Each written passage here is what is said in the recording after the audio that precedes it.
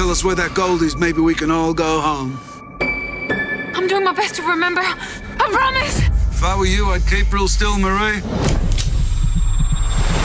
How are you doing? Thanks very much for speaking to me. I appreciate it. My pleasure. My pleasure. Thank you for having me.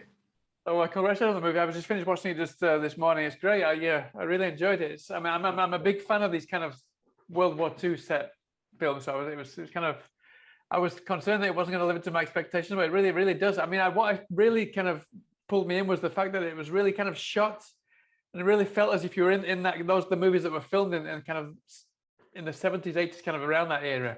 Was that something that you kind of intentionally went into kind of making it feel like it was shot in kind of the 60s, 70s, 80s, when there were those kind of films were very popular back then? It's funny, it's been mentioned a couple of times as similarities like Kelly's Heroes and that sort of era of picture. I'm not sure. It wasn't a conscious sort of let's try and make this look like a film from the 60s, 70s. We did consciously shoot on anamorphic with lenses, which is a particular, lends itself to a particular style of image and frame and color. So that may be it. That may be what sort of brought it there. A lot of the more recent World War II films have copied Saving Private Ryan, which set this wonderful phase, which at the time was extraordinarily fresh and new, whereby you shot, removing the, adjusting the shutter, removing the protective quality to the lens, and using skip bleach process to give a slightly sort of metallic feel to everything. And it's fabulous when I saw it in Saving Private Ryan. I mean, it was fantastically innovative and harkened back to, Dr. Strangelove, which is where they used the slightly documentary style, the assault on the barracks at the end of that movie. And that's, I believe, what Spielberg was sort of using as his inspiration for Saving Private Ryan. And they then carried that same aesthetic through to Band of Brothers. It's been copied over the last 20 years by every imaginable World War II movie you can think of, and it's no longer interesting to me, and it's no longer fresh, and it's no longer different to see a wobbly camera and guys shooting and over the shoulder. Oh, yeah, we've seen that over and over and over again. So when I sat down with my DP on Hell Hath No Fury, it was very much with a view to how can we do this in a way that isn't another low budget copy of Band of Brothers, which is, we started to look at a lot of contemporary World War II films, and every single one of them was basically a copy of Band of Brothers in terms of its aesthetic style and framing and the kind of techniques they used. And so we said, let's go backwards, and we put anamorphic lenses on, and which do a particular amount to sort of take you away from that aesthetic, and went with our own style, which was a lot more actor driven and character driven. So in that respect, it probably felt similar to films that came before Saving Private Ryan, which would have been, the next era of popular World War II movies would have been the late 70s or the mid 70s. And things like that. I definitely felt like that kind of era, yeah. I know, it's great. Yeah. So I want to go back to how this all. Sorry, we're going to say something then. I think it kind of died out around about the sort of late 70s, didn't it? No, they sort of it had its little resurrection and then vanished until being resurrected. The anniversary of D-Day. Anyway, I cut you off there.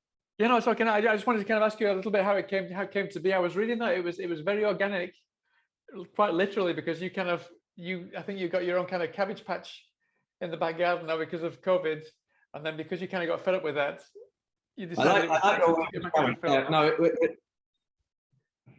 COVID hit. I've been an independent filmmaker for some time, so I have a lot of props and things like that laying around. So I'll preface the story with that. But COVID hit, and I thought that it was going to maybe be sort of a potential Mad Max scenario. I didn't know what was going to happen, so I started growing my own fruit and veg and all that kind of stuff. And I was really prepared for quite a long haul of it. I had fantastic sweet corn and cabbages and tomatoes and potatoes. It was looking really good. And then I decided to start selling off some of the props that I had accumulated over the years because I make action movies. And so when I first started out, I had to do my own guns for these movies because it was cheaper, in Los Angeles to buy the gun and the blanks and get federal permits than it was to hire an armorer. And that became something that I did for the early films. I did my own props, and so I had those, and so I thought I'll start selling some of these, obviously legally through an FFL. And then one of the buyers I talked to said, "Oh, you know, I'm interested in making a movie as well. I've got some money. Now, it was a small enough amount of money that when COVID wasn't around, I wouldn't have been the slightest bit interested. It's too little money. You know? But during COVID, it was a different scenario altogether. I mean, you know, no one was working, no one was wanting to make movies, and certainly no one was interested in investing in a film. He had a property which had been a movie ranch at one time, but was now basically standing unused, a large piece of property in Santa Clarita, which is about half an hour north of Los Angeles. He said, as long as you can film here, you can do it for free. I'll back it with this amount of money, but I really want to get a World War II Jeep out of it. So whatever you do, whatever script you bring to me to make for this small amount of money, make sure there's a World War II Jeep that we can buy and I can keep afterwards. And that was his sole sort of. I quite regularly, every once or twice a year, I put a call out through social media, through Inktip, through SharkTip, asking for contained action movies. These, you know, I want to find out what's out there, what's fresh, and so you know, you regularly get 100, 150 submissions. I read the first 10 pages of these.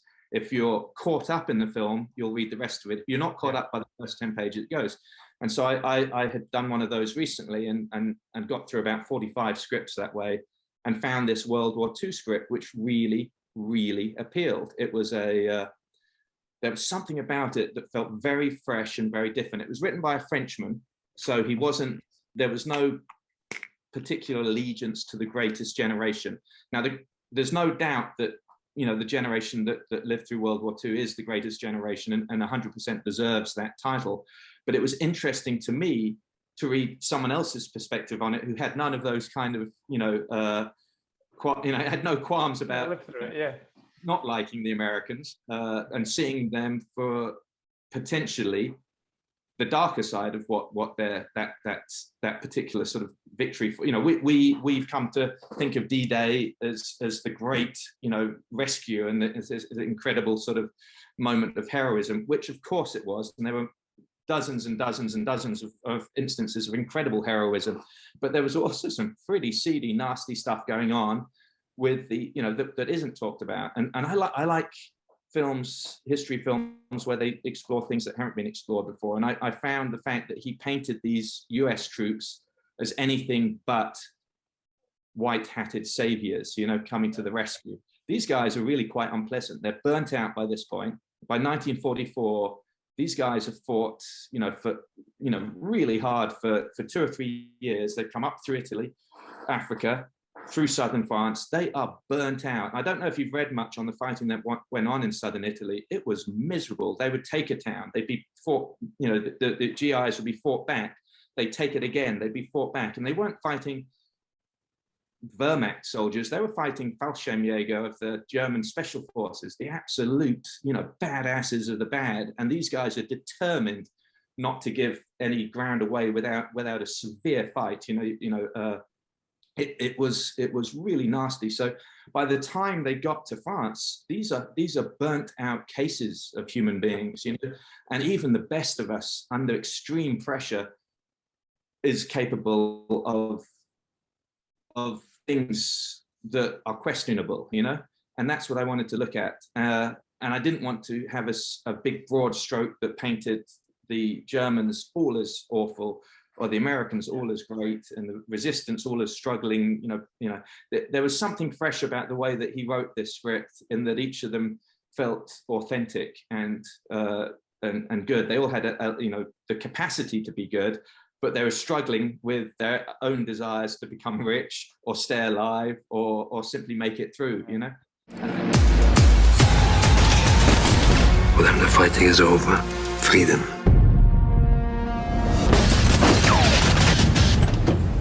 Ne tira pas. Je suis résistante. For me, it represented something that was really, really interesting as story material, and fresh and different. And the way that we went about shooting it, I think, was a little different to the way that a lot of people have.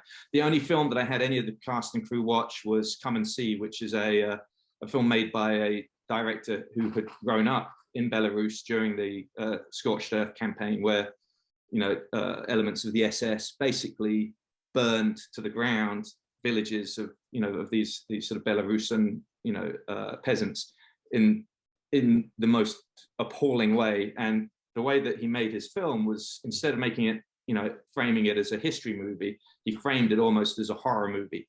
And if you watch this film, it'll stay with you. You'll get PTSD from it if you're not used to that sort of thing. And I showed this to the cast and crew, and they were quite appalled and really, really not very happy with me. But I said, you have to click your mind into this different mindset. We're not making a gung-ho, you know, action movie, and, you know, G.I. Joe, we're going to hug and have a laugh at the end after killing everyone. And, you know, this. I want people to walk away from this, you know, feeling that you know, there's an element of having lived through it. But, you know, I don't know if it succeeded or not, but we did our very best. No, I think so. But I mean, at the same time, because it was so much kind of a character-driven film, and that, like you said, it wasn't just we weren't going for just a typical gung-ho action horror, you know, horror movie, kind of the horrors of the war, but the Americans, the good guys, you know, you were kind of going for a really kind of nuanced film. It must have been quite complicated. We have our own personal stories in this one, I hope. Yeah, but I imagine it was very complicated for you to kind of bring this. I mean, you did bring a lot of the usual suspects together that you've worked with before, but it can't have been easy to bring that cast together, not just because of in COVID, but because of kind of the mindset that you wanted to get these actors in, and the fact that it's in kind of 3 different languages at the same time. Yeah, you're absolutely right. It was a very, very challenging film, and one that I would have been very scared to do any other time. Because of COVID, I don't know how it was in the UK, but in the US, we had sheriffs who were literally roaming, looking for groups of people to break them up and say, you can't gather here, you can't gather. Yeah. Even out in Canyon Country where we were filming, it was a real thing. You were not allowed to gather because of COVID. Now, I called people I knew on the cast and crew, only people I'd worked with before, and in a few instances, people I hadn't before. And I said, look, we have this film I have this film that's been backed. It's an incredible script, incredible performance piece. But here's the thing, I'm going to need you to come out to the location. We have a lot of rooms. He has a mansion that's next to the location. And then on the location, there's several properties. You're going to have to live here with all of us for 2 weeks. And you can't leave. You can't go home and see your family. I need you to stay here for the 2 weeks that you're filming, or until your character part has ended, or, you know, or whatever. And I completely understand if you can't do it. I get it. I understand. I don't have very much money to pay. But that it's an absolute stipulation, because if you go and you catch COVID and come back and you're infected, we're fucked. Not only are we all with COVID, but I'm probably going to be facing some form of a illegal sort of case as well. You'll be tested at the beginning and tested all the way through. And one person turned me down, and the only reason she turned me down was her husband at the time was symptomatic, and she didn't want to risk bringing something back to him. But she was so desperate, she ended up actually sending all her gear out for us to use. She had the blood spraying instrument that we used about 3 times through the thing, which is a CO2 pack that the actor wears, and when you press a button, it spurts blood out. So it was really, really amazing. Everyone came that I called. I hadn't worked with Daniel Bernhardt before, but I had met with him several times. 2 different people had said, oh, you have to meet Daniel Bernhardt. You guys are very similar. You love movies. You love making these kind of movies. He's a very passionate guy. And I met with him probably a week before realizing I'd had this film to go. And I remember chatting with him. He said, oh, by the way, I speak 3 languages, German, French, and English. And it sort of stuck in the back of my mind. I'm like, oh, that's great. Like, I ever have the need for a guy that speaks 3 languages in a movie, but that's cool. Sure, good. I'll remember that, you know. But it was, when you speak with Daniel, it's a 4-hour conversation. It's wonderful. You talk about life, politics, movies, you know, women, children, and wine. And he's one of those wonderful people you say, God, I've got to find something to work with him on, you know. And so when this came together, and I'm reading through it, and it describes this SS officer as being of Austrian heritage and able to speak fluent French, German, and English. It was like, oh my God, this is almost too kismet, almost perfect. It was literally just over a week since I'd met him at a sit-down meeting. It was like, it's a no-brainer, you know, and from the get-go, there was no one else I could possibly have hired to play that role in my mind, you know, and he was so fabulous. I think he's one of the strengths of them. Obviously, Nina is what we're all involved in, the gal that plays Marie, you know, the title role. And we knew that whoever played that role had to engage in such a way that you couldn't take your eyes off her. But the supporting characters had to be really, really good as well. And Daniel, I thought, was just fantastic. My big dream for this movie is that he gets the recognition that he deserves, because he works with the 8711 guys a lot. Yeah, because I think he brought a lot of them with him. No, I mean, you struck luck there as well. Yeah. They never allow him to have much more than a line of dialogue, and I hope that this has given him the chance to maybe prove to them that he can do a little bit more than just play the bad guy. But we'll definitely. see. I mean, he's got a great on-screen presence that you never. I mean, you see him, then you see him in all these films that you've seen him, but it's just this. Yeah, you see him, but you never hear him. But he's got a great on-screen presence, and he's brilliant. Yeah.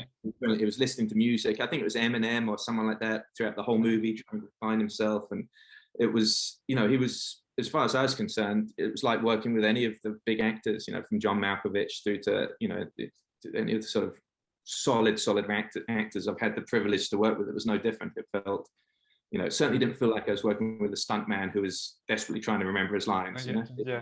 Really solid actor.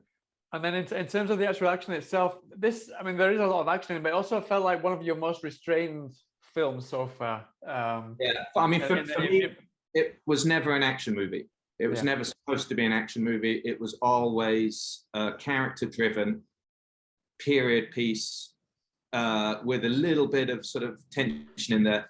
And there was a moment in the production where I turned to my assistant director, and I think Nina was there as well. And we had about 45 reenactors, all with machine guns. We had special effects. We had about 7 or 10 special effects guys with 7 bombs going off in a row, and we had bullet hits all over the place. And my first AD looked at me and said, what did he say? He said, "No action, my ass," and turned his back on me and walked off. So in my mind, I didn't see the film as an action movie. Somehow it morphed into it, and the action actually was pretty. It was a pretty large scale action piece when you really pulled it apart. And I remember when the American buyer was Well Go, and I preempted them with a letter saying, "I've made this film. It's a female-driven piece from World War II. There's not a lot of action in it." I sent it over to them, and they wrote a letter back saying, "What on earth are you talking about? This is actually fantastic. There's a ton of action in it. We want it." Vive la France! Stay out! The first people we sent it to were the first people to buy it, and it was a fantastic sale. So it was a really exciting process making the film. But yeah, it was a little bigger than I had imagined it, but that's okay.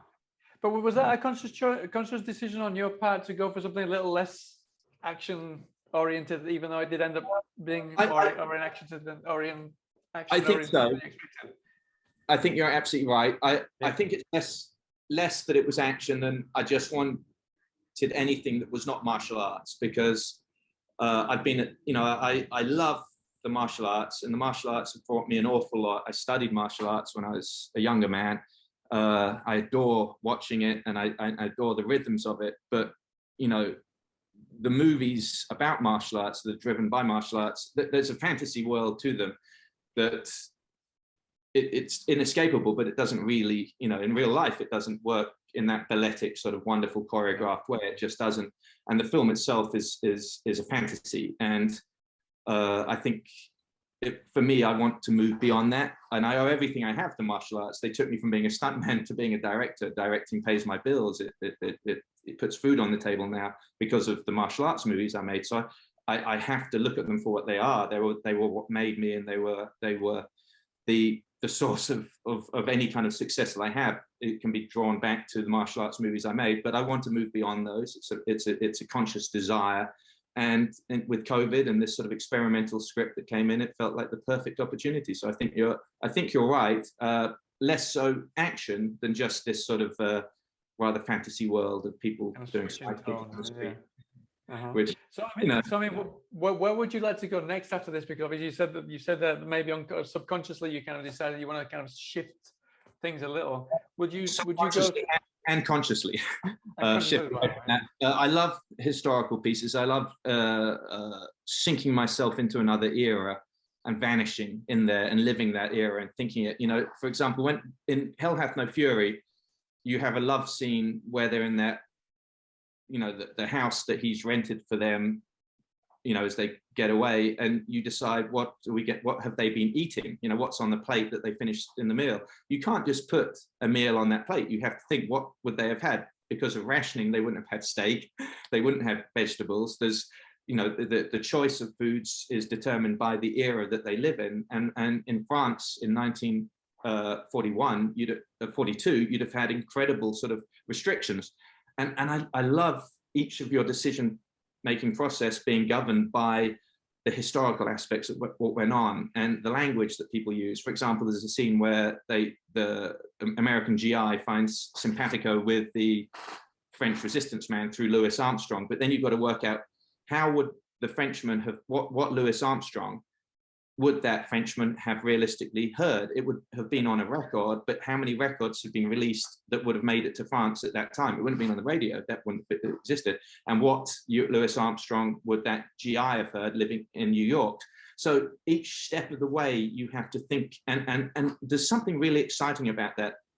It restricts you, and the more restrictions you have, the easier it becomes to come up with something really creative. You know, if you have complete freedom, it's sort of more boring, and you end up looking like everything else. Yeah, I know exactly what you mean. It's like jumping on Netflix, and you've got so many things that you don't want to watch anything then because you just don't know what to choose. And it's kind of the same thing. If you've got 2 or 3 things to watch, you know exactly what you want to do. Yeah.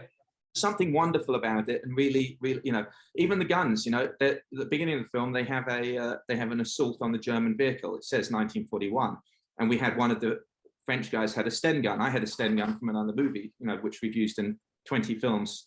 And so I had him drag, and then suddenly I stopped on set and was like, oh my God, what if, you know, I can't remember exactly when the Sten guns were dropped into occupied France for resistance to have used. And we quickly did our research, and lo and behold, it was 1941. So if the film had been set 1 year earlier, that gun would have been an anachronism within the movie. And this is exciting. This is fun stuff now. Oh, definitely. Yeah, I remember watching, I think it was the 3rd Indiana Jones film, and I was still at school then. And the history teacher, we went to history the week after, I think it was. And he said that the tank that was actually in that Indiana Jones film didn't exist until after when the film was actually set. So those kind of things are... That sequence, I was 14 years old, and I was the stunt assistant, and that's shot at Elstree Studios, and it was on a gimbal for that sequence. So my very first day on a set carrying stunt bags was Sean Connery, Denham Elliott, Harrison Ford, and the guys inside that tank, which was a false one. It was the scene where the ink, he says, the pen is mightier than sword, and the ink goes in his face and he punches him. It was pretty awesome. My uncle is Vic Armstrong, who doubled Indy at the time and stunt coordinated the picture. So it was pretty cool. But yeah, anachronisms are difficult. You've got to be very, very, very careful with those in a period piece, but they're also what inspire me. So the next film we have is on Boudica, which is the uprising, you know, that happened in AD 64. So it's almost 2,000 years ago.